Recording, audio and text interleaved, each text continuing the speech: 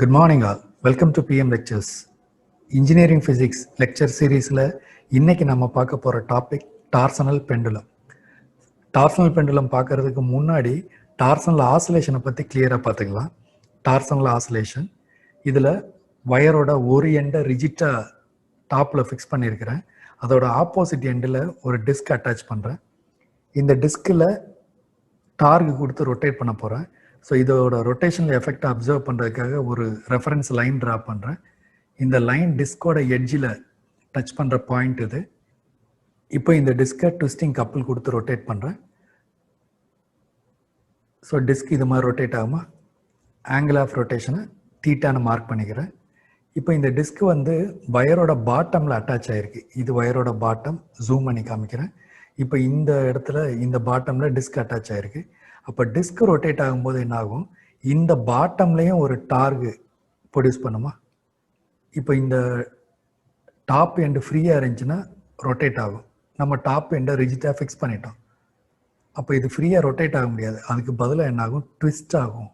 ஒரு முறுக்குன எஃபெக்டை கொடுக்கும் இல்லையா, ட்விஸ்டிங் ரிலேட்டடாக லாஸ்ட்டு 2 லெக்சரில் பார்த்துட்டோம். Lecture number 6 and 7. 6-7 லெக்சர்ஸை பார்த்துட்டு இதை பார்த்தீங்கன்னா இன்னும் கிளியராக புரியும். ஸோ இந்த வயரோட twisting angle theta, same angle தான் ட்விஸ்ட் ஆகும். இதை நீங்கள் எந்த டைரக்ஷனில் டிஃபார்ம் பண்ணீங்களோ அதுக்கு ஆப்போசிட் டைரக்ஷனில் உங்களோட வயர் ரெக்கவரிங் டார்கை ப்ரொடியூஸ் பண்ணும். ஸோ இதுதான் டிஃபார்மான டைரக்ஷன், ட்விஸ்டான டைரக்ஷன். இதுக்கு ஆப்போசிட் டைரக்ஷனில் வயர் ரெக்கவரிங் டார்கை ஜென்ரேட் பண்ணும். So deforming direction anticlockwise, recovering target direction clockwise. In the target tau is directly proportional to minus theta and equal to minus c theta. இதில் c என்னன்னு பார்த்தோம், torsional constant. another name twisting couple per unit twist. இப்போ நான் என்ன பண்ணுறேன், டிஸ்கில் apply பண்ண கப்பில் ரிமூவ் பண்ணிடுறேன். இப்போ ரிமைனிங் ரெக்கவரிங் டார்க் மட்டும் இருக்குமா, அது இந்த டிஃபார்மிங் டைரக்ஷனுக்கு ஆப்போசிட்டில் இருக்கும். அப்போ என்ன ஆகும், இந்த டிஃபார்மிங் ஆங்கிள் ரெடியூஸ் ஆகிட்டே இருக்குமா இந்த ரெக்கவரிங் டார்க்னால. ஸோ இனிஷியலாக recovering torque maximum at theta. இப்போ இந்த ஆங்கிள் டிக்ரீஸ் ஆக அதுக்கு கரஸ்பாண்டிங் டவ் வேல்யூ டிக்ரீஸ் ஆகுமா ரெக்கவரிங் டார்க். அப்போ டவ் வேல்யூ டிக்ரீஸ் ஆச்சுன்னா அதுக்கு கரஸ்பாண்டிங்கான ஆங்குலர் ஆக்சலரேஷன் டிக்ரீஸ் ஆகும். ஆனால் வெலாசிட்டி என்ன ஆகும், ஆங்குலர் வெலாசிட்டி நீங்கள் ஆக்சலரேஷனை 0 பண்ணலை, ஆப்போசிட்டில் கொடுக்கல. இந்த ஒயர் எந்த டைரக்ஷனில் ட்விஸ்ட் ஆகுதோ அதே டைரக்ஷனில் தான் ஆக்சலரேஷன் இருக்கும். அப்போ ஆக்சலரேஷன் ஆல்வேஸ் தேர். அப்போ என்ன ஆகும், இந்த வெலாசிட்டி, ஆங்குலர் வெலாசிட்டி இன்க்ரீஸ் ஆகிட்டே இருக்கும் டுவர்ட்ஸ் ஈக்குவலிபிரியம் வர. இப்போ இது ரெக்கவர் ஆகும்போது இந்த டிஸ்க்கும் சேர்ந்து ரொட்டேட் ஆகுமா டுவர்ட்ஸ் ஈக்குவலிபிரியம் பொசிஷனுக்கு. அப்போ இந்த டிஸ்கோட வெலாசிட்டி, ஆங்குலர் வெலாசிட்டி ஒமேகாவும் இங்கேருந்து இங்கே போகும்போது இன்க்ரீஸ் ஆகிட்டே இருக்குமா, இன்க்ரீஸ் ஆகிட்டே இருக்கும். ஈக்குவலிபிரியம் பொசிஷனில் தீட்டா 0. அப்போ recovering torque is proportional to theta, tau 0 ஆயிரும். அது கரஸ்பாண்டிங் ஆக்சலரேஷனும் 0 ஆயிரும். ஆனால் ஒமேகா மேக்சிமமாக இருக்கும். இனர்ஷியானா என்னென்னு பார்த்தோம், inability of the body to change it state. அப்போ இந்த பர்டிகுலர் வெலாசிட்டியில் இருக்கிற டிஸ்க்கு அதோட வெலாசிட்டிலே கண்டினியூவாக ட்ரை பண்ணுமா. நீங்கள் இதை ஸ்டாப் பண்ணணும்னா ஆப்போசிட் டைரக்ஷனில் டார்கு கொடுத்து நிப்பாட்டணும். ஸோ இதோட இனர்ஷியானால் இது இன்னும் கொஞ்சம் ஆப்போசிட்டில் டிஃபார்ம் ஆக ஆரம்பிக்கும். ஓகே, இப்போது இந்த ஈக்குவலிபிரியம் பொசிஷன்லேருந்து இந்த டிஸ்க்கு அவே போக என்னாகும், ஆங்கிள் ஆஃப் ரொட்டேஷன் கூடிக்கிட்டே இருக்குமா. அப்போ இங்கே ஆங்கிள் ஆஃப் ட்விஸ்டிங்கும் இந்த டைரக்ஷனில் கூடிக்கிட்டே இருக்குமா. இப்போ இந்த பக்கம் தீட்டா வருமா. அப்போ இந்த தீட்டா கரஸ்பாண்டிங்காக உங்களுக்கு ட்விஸ்டிங் கப்புள் ஆப்போசிட்டில் ஃபார்ம் ஆகும் இல்லையா. அப்போது இந்த ஈக்குவலிபிரியம் பொசிஷன்லேருந்து ஆப்போசிட் டைரக்ஷனில் போகும்போது இதோட வெலாசிட்டி ஒமேகா வேல்யூ டிக்ரீஸ் ஆகிட்டே இருக்குமா. ஏன்னா இதோட வெலாசிட்டி டைரக்ஷன் கிளாக் வைஸ், இதில் ப்ரொடியூஸ் ஆகிற recovering torque direction anticlockwise. So இந்த ஆன்டி கிளாக் வைஸ் டார்கு இதோட வெலாசிட்டியை ரெடியூஸ் பண்ணிகிட்டே இருக்கும். At same angle theta deformation என்னாகும், ரெக்கவரிங் டார்கு இதோட இனர்ஷியாவை எக்ஸாக்டாக பேலன்ஸ் பண்ணிடும். அப்போ அந்த பாயிண்டில், பர்டிகுலர் பாயிண்டில் உங்கள் டிஸ்க்கு ஸ்டாப் ஆகிட்டு ஆப்போசிட் டைரெக்ஷனில் ரொட்டேட் ஆக ஆரம்பிக்கும். ஏன்னா ஒன்ஸு ஸ்டாப் ஆகும்போது அதோட ஆங்கிள் தீட்டா அதுக்கு கரஸ்பாண்டிங்கான ரெக்கவரிங் டார்க் வயரில் இருக்கும். ஸோ அது அகைன் இந்த டிஸ்கை வந்து அதோட ஈக்குவலிபிரியத்துக்கு இழுத்துட்டு வரும். ஸோ அகைன் ஈக்குவலிபிரியம் டிஸ்டன்ஸில் velocity of disc maximum. So அந்த இடத்துல இது சடனாக ஸ்டாப் ஆக முடியாது, எக்ஸ்ட்ரா தீட்டா ஆங்கிள் ரொட்டேட் ஆகும். இப்போ இந்த வயரில் ப்ரொடியூஸ் ஆன ரெக்கவரிங் டார்க்னாலையும் டிஸ்கோட மொமெண்ட் ஆஃப் இனர்ஷியானாலையும் இந்த டிஸ்க்கு சர்க்குலர் பாத்தில் ஆசிலேட் ஆகிட்டே இருக்கும். ஸோ டார்சனல் ஆசிலேஷன் எப்படி டிஃபைன் பண்ணலாம்? எ பாடி suspended by wire which oscillates in circular path in the horizontal plane due to restoring torque of the twisted wire. Pendulum that executes torsional oscillation is torsional pendulum. So இந்த பெண்டுலத்துக்கு பேர் torsional pendulum. இப்போ நம்ம period of ஆசிலேஷனை பார்க்கலாம். Period of ஆசிலேஷன்னா என்ன மீனிங்னா, இந்த pendulum ஒரு ஆசிலேஷனை complete பண்ணுறதுக்கு எவ்வளோ டைம் எடுத்துக்கிச்சு. Tau is equal to I alpha already நம்ம பார்த்துட்டோம்.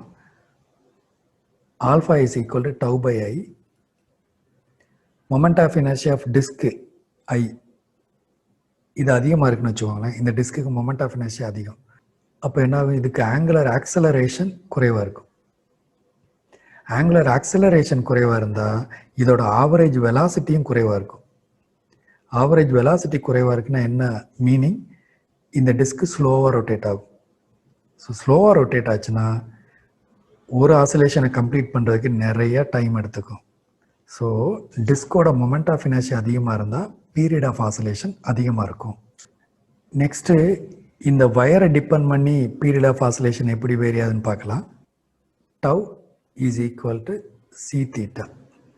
இதில் மேக்னிடியூடு மட்டும் மெஷர் பண்ணுறேன். இப்போ இதில் சி வேல்யூ கூடிச்சுன்னா ரெக்கவரிங் டார்கோட வேல்யூ கூடுமா? ரெக்கவரிங் டார்கு கூடிச்சுன்னா ஆல்ஃபா கூடும். ஆல்ஃபா கூடிச்சுன்னா ஆவரேஜ் வெலாசிட்டி கூடும். ஆவரேஜ் வெலாசிட்டி கூடிச்சுன்னா பெண்டுலம் ஃபாஸ்ட்டாக ஆசிலேட் ஆகும். ஸோ ஒரு ஆசிலேஷனை சீக்கிரமாக கம்ப்ளீட் பண்ணிடும் ஷார்ட் டைமில். So resultant period of oscillation decrease ஆகும். இப்போ பீரியட் ஆஃப் ஆசிலேஷனோட எக்ஸ்பிரஷனை டெரைவ் பண்ண போகிறதில்ல. இது வந்து நெக்ஸ்ட் யூனிட்டில் ஃபஸ்ட்டு லெக்சர்லேயே டெரைவ் பண்ணலாம். இங்கே சிம்பிளாக அந்த ஃபார்முலாவை நான் யூஸ் பண்ணிக்கிறேன். T is equal to 2 pi square root I by C. So I value கூட்டினீங்கன்னா T வேல்யூ கூடும், C வேல்யூ கூட்டினீங்கன்னா T வேல்யூ குறையும். நம்ம ஃபிசிக்கலாக என்ன எக்ஸ்பெக்ட் பண்ணோமோ அதுவே மேத்தமெட்டிக்கல் எக்ஸ்பிரஷன்லேயே வருது. Now torsional pendulum. டார்சனல் பெண்டுலத்தை யூஸ் பண்ணி மொமெண்ட் ஆஃப் இனர்ஷியா ஆஃப் டிஸ்க்கும் ரிஜிடிட்டி மாடுலஸ் ஆஃப் வயரும் மெஷர் பண்ணலாம். இந்த எக்ஸ்பெரிமெண்ட்டில் 3 டிஃப்ரெண்ட் சுச்சுவேஷனில் பீரியட் ஆஃப் ஆசிலேஷன் மெஷர் பண்ணுறோம். ஃபஸ்ட்டு எல்என்த் இருக்கிற வயரில் டிஸ்கை மட்டும் அட்டாச் பண்ணியிருக்கிறேன். இது கரஸ்பாண்டிங் பீரியட் ஆஃப் ஆசிலேஷன் போன ஸ்லைட்லேயே நம்ம பார்த்துட்டோம். அதுக்கப்புறம் என்ன பண்ணுறேன், 2 ஈக்குவல் மாசஸை ரொட்டேஷனல் ஆக்சிஸ், வயரோட ஆக்சிஸ் தான் ரொட்டேஷனல் ஆக்சிஸ் இல்லையா, ரொட்டேஷனல் ஆக்சிஸ்லேருந்து ஈக்குவல் டிஸ்டன்ஸில் ஆப்போசிட் சைட்ஸ் வைக்கிறேன். அந்த டிஸ்டன்ஸை D1 நோட் பண்ணிக்கிறேன். இப்போது இந்த அடிஷனல் மாசஸ் வைக்கிறதுனால மொமெண்ட் ஆஃப் இனர்ஷியா இன்க்ரீஸ் ஆகுமா? ஏன்னா டிஸ்க்குன்னு ஒரு மொமெண்ட் ஆஃப் இனர்ஷியா, இந்த 2 மாஸுக்கும் இண்டிவிஜுவல் மொமெண்ட் ஆஃப் இனர்ஷியா இருக்கும். அப்போ net moment of inertia increase ஆயிடும். ஸோ இந்த நியூ மொமெண்ட் ஆஃப் இனர்ஷியாவை நான் I1 ரெப்ரசன்ட் பண்ணுறேன். ஸோ இப்போது time T1 with masses at distance D1. T1 is equal to 2 pi square root I1 by C. Next symmetrical மாசஸோட பொசிஷனை increase பண்ணுறேன் from rotational axis 2 பக்கமும்.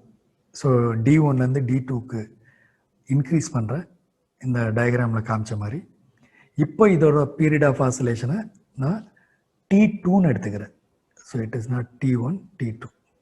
T2 is equal to 2 pi. இந்த distance increase பண்ணுறதுனால இதோட moment of inertia vary ஆகுமா? So that I use new moment of inertia I2. இப்போ இதில் ஜென்ரலாக moment of inertia of point mass எப்படி மெஷர் பண்ணுவோம்? இது ரொட்டேஷனல் ஆக்சிஸு, இங்கே ஒரு பாயிண்ட் மாஸ் இருக்குன்னு வைங்களேன், இதோட டிஸ்டன்ஸு 6. ஸோ இதுக்கு moment of inertia I is equal to mr square, point மாஸோட மாஸ் m. இது ரொட்டேஷனல் ஆக்சிஸு. இந்த என்டையர் சிமெட்ரிக்கல் மாஸும் ஒரு பாயிண்டில் கான்சென்ட்ரேட் ஆகிருக்கிறதா கன்சிடர் பண்ணிக்கலாம், சென்டர் ஆஃப் மாஸ். அதுக்கும் இந்த வயருக்கும் உள்ள டிஸ்டன்ஸ் தான் d2. அப்போ இந்த பர்டிகுலர் மாஸுக்கு moment of inertia I is equal to m d2 square, இதுக்கு m d2 ஸ்கொயர், இதுக்கு m d1 ஸ்கொயர், இதுக்கு m d1 ஸ்கொயர். ஸோ இதெல்லாம் கம்பேர் பண்ணும்போது உங்களுக்கு ரிசல்ட் என்ன வரும்? I2 is greater than I1 which is greater than I. அப்போ இதுக்கு மொமெண்ட் ஆஃப் இனர்ஷியா கிரேட்டராக இருக்குன்னா ஆக்சலரேஷன் கம்மியாக இருக்குது. அப்போ தேர்ட் கேஸில் மொமெண்ட் ஆஃப் இனர்ஷியா கிரேட்டராக இருக்குன்னா அது கரஸ்பாண்டிங் ஆக்சலரேஷன் குறைவாக இருக்கும். ஆக்சலரேஷன் குறைவாக இருந்தால் டைம் நிறைய எடுத்துக்கும். So T2 is greater than T1 is greater than T0. So இதுதான் expected relation among period of oscillations. இப்போ வயரோட லென்த் L, இது corresponding period of oscillation T0. T0 is equal to 2 pi square root I by C. இந்த ஈக்குவேஷனை square பண்ணுங்கள், equation 2 கிடைக்கும். இதில் ஐயை left side வச்சுக்கிட்டு ரிமைனிங் டேர்ம்ஸ் எல்லாம் ரைட் சைடு எடுத்துகிட்டு போனால் I is equal to C T0 square divided by 4 pi square. Last லெக்சர்லேயே நம்ம பார்த்துட்டோம். Torsional constant C is equal to pi n r power 4 divided by 2L. இதில் ஆறுங்கிறது என்ன? Radius of wire. Fourth ஈக்குவேஷனை தேர்டில் substitute பண்ணுங்கள். C is equal to pi n r power 4 divided by 2L T0 square divided by 4 pi square, which is equal to, you can cancel 1 pi denominator and 1 pi in numerator. So result nr power 4 T0 square divided by 2 into 4 8 pi L. So this is rigidity modulus of wire. Unit of rigidity modulus Newton per meter square. Next, with the two symmetrical masses at a distance d1, first என்ன பார்த்தோம்? இந்த டிஸ்கோட moment of inertia I plus individual masses ஓட moment of inertia m d1 square plus m d1 square. So total moment of inertia of the system I plus 2m d1 square.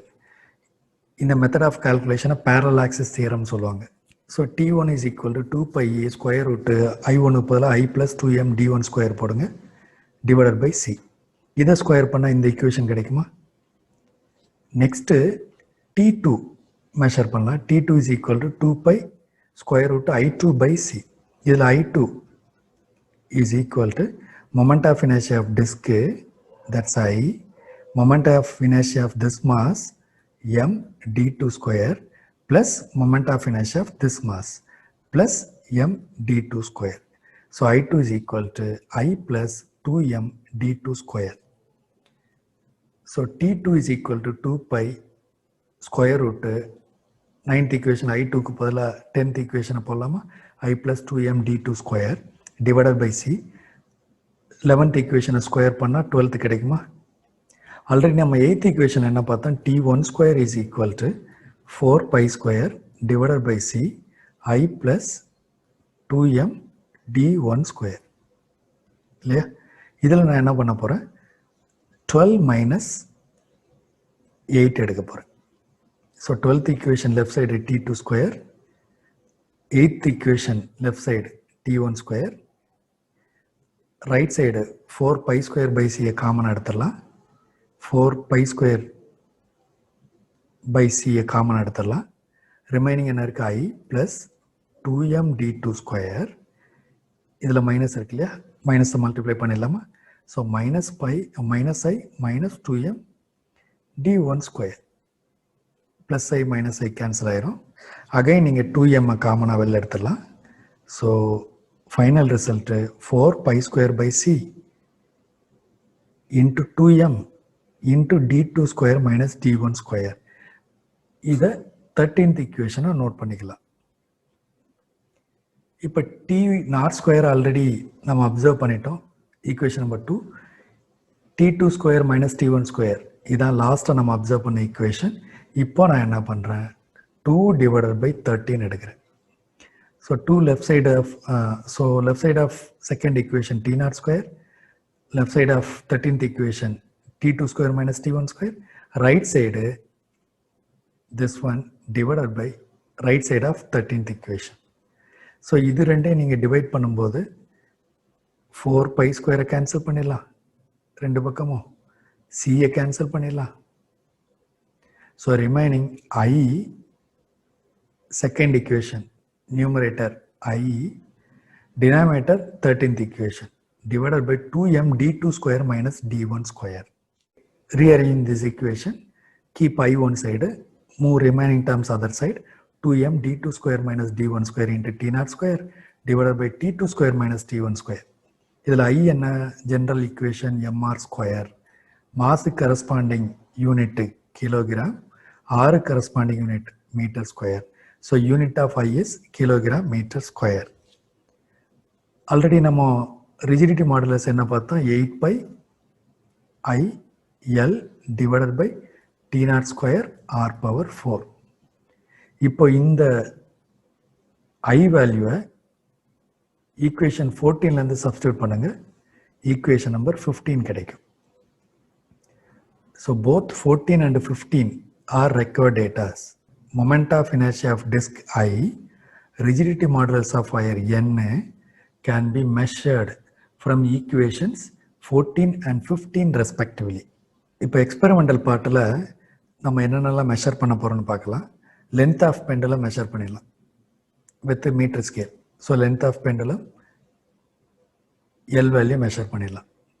அப்புறம் period of oscillation without masses, mass இல்லாமல் டிஸ்க்கு மட்டும் வைக்கிறோம். இப்போது டிஸ்கை ஜென்டலாக rotate பண்ணி விட்றீங்க. 10 ஆசிலேஷனுக்கு எவ்வளோ time எடுத்துக்குது அதை இங்கே நோட் பண்ணிடுறீங்க.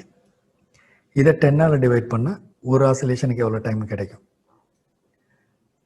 இப்போது 2 சிமெட்ரிக்கல் மாசஸை டிஸ்க்கு மேலே ப்ளேஸ் பண்ணுறீங்க, அதோட டிஸ்டன்ஸை ஸ்கேலை வச்சு மெஷர் பண்ணிடலாம். ஸோ அந்த வேல்யூவை இங்கே நோட் பண்ணிக்கிறீங்க. இப்போது 10 ஆசிலேஷனுக்கு டைம் பார்க்குறீங்க. இந்த சுச்சுவேஷனில் T1 10 T1 இங்கே கிடைக்கும், அதை 10ஆல் டிவைட் பண்ண T1 கிடைக்கும். இப்போ டிஸ்டன்ஸை இன்க்ரீஸ் பண்ணுறீங்க, D2 அந்த வேல்யூ நோட் பண்ணிக்கலாம். இப்போது 10 ஆசிலேஷன் கரஸ்பாண்டிங் டைம் 10 T2, 10ஆல் டிவைட் பண்ணிங்கன்னா T2. ஓகே, வயரோட திக்னஸை ஸ்க்ரூ காஜ் வச்சு மெஷர் பண்ணிக்கலாம். So first moment of inertia of the disc measure பண்ணுற I, 2 மாஸு 50 கிராமோ 100 கிராமோ மேலே வைக்க போகிறோம். ஸோ இந்த எம் வந்து ஒரு மாஸ் தான். நீங்கள் 2 50 கிராம் வச்சிங்க சிமெட்ரிக்கல் மாசஸில், 2 50 கிராம்னா இதை 100ஆக போடக்கூடாது, ஒரு மாதம் தான் இன்க்ளூட் பண்ணோம். நம்ம ஃபார்முலாலாம் அப்படி தான் போட்டோம் இல்லையா. ஸோ எம் D2 இந்த second distance, D1 square D1 first distance, T0 period of oscillation without mass, T2 period of oscillation with the masses at distance D2, T1 with the masses at a distance D1. இந்த value எல்லாம் observe பண்ண value எல்லாம் substitute பண்ணிங்கன்னா moment of inertia கிடைக்கும். அதுக்கப்புறம் அந்த moment of inertia வேல்யூவை Nல substitute பண்ணுங்கள். 8 by I L length of wire metre ஸ்கேலை வச்சு மெஷர் பண்ணிக்கலாம். T0 ஸ்கொயர் நம்ம T0 மெஷர் பண்ணிட்டோம், radius of wire screw gauge வச்சு மெஷர் பண்ணிக்கலாம். ஸோ இதையும் சப்ஸ்டியூட் பண்ணிங்கன்னா ரிஜிடிட்டி மாடுலஸ் கிடைச்சிடும். இப்போ இதில் ஏன் வந்து 10 டைம் மெஷர் பண்ணி அதை வந்து 10ஆல் டிவைட் பண்ணோம், ஒரே வாட்டி மெஷர் பண்ணிட்டீங்கன்னா நிறைய டைம் சேவ் பண்ணலாம், இவ்வளோ லென்த்தி டேபிள் தேவையில்லை. ஏன் 10 டைம்ஸ் மெஷர் பண்ணுறோன்னா அப்சர்வேஷனோட அக்யூரஸியை இன்க்ரீஸ் பண்ணுறதுக்கு. இப்போது நம்ம மேனுவலாக மிஸ்டேக் பண்ணுவோம், ஸ்டாப் வாட்ச் கையில் இருக்கும், எக்ஸாக்டாக ஆசிலேஷன் ஒரு எண்டில் வரும்போது சுவிட்ச் ஆன் பண்ண ட்ரை பண்ணுவோம், ஆனால் எக்ஸாக்டாக யாராலையும் ஆன் பண்ண முடியாது. ஸோ கொஞ்சம் அட்வான்ஸாகவோ அல்லது அது ரீச் பண்ணிவிட்டு ரிட்டர்ன் ஆகும்போதோ ஆன் பண்ணுவோம். ஸோ ஃபார் எக்ஸாம்பிள் நம்மளோட மிஸ்டேக் 0.33 செகண்ட் வைங்களேன், ஸ்டாப் வாட்சை யூஸ் பண்ணி மில்லி செகண்ட் அளவுக்கு மெஷர் பண்ணிக்கலாம். இப்போ நீங்கள் ஒரே ஒரு ஆசிலேஷனுக்கு மட்டும் டைம் மெஷர் பண்ணிங்கன்னா நம்ம எரரு 0.33. 10 ஆசிலேஷனுக்கு மெஷர் பண்ணி அதை ஒரு ஆசிலேஷனுக்கு கன்வெர்ட் பண்ணும்போது 10ஆல் டிவைட் பண்ணிங்கன்னா இந்த எரரும் சேர்ந்து 10ஆல் டிவைட் ஆகுமா? அப்போ இப்போ என்ன ஆயிரும், எரரு 0.033, எரரை 10 டைம்ஸ் ரெடியூஸ் பண்ணிடலாம். ஸோ நம்ம மெஷர்மெண்ட்டு 10 டைம்ஸ் அக்யூரேட்டாக இருக்கும். ஸோ இந்த பர்பஸ் தான் ஃபிசிக்ஸில் எப்போயுமே எல்லா அப்சர்வேஷனையும் ஒரு டைம் மெஷர் பண்ணாமல் 10 டைம்ஸ் அப்சர்வ் பண்ணிவிட்டு அதை 10ஆல் டிவைட் பண்ணுறோம். These are references. Thank you all.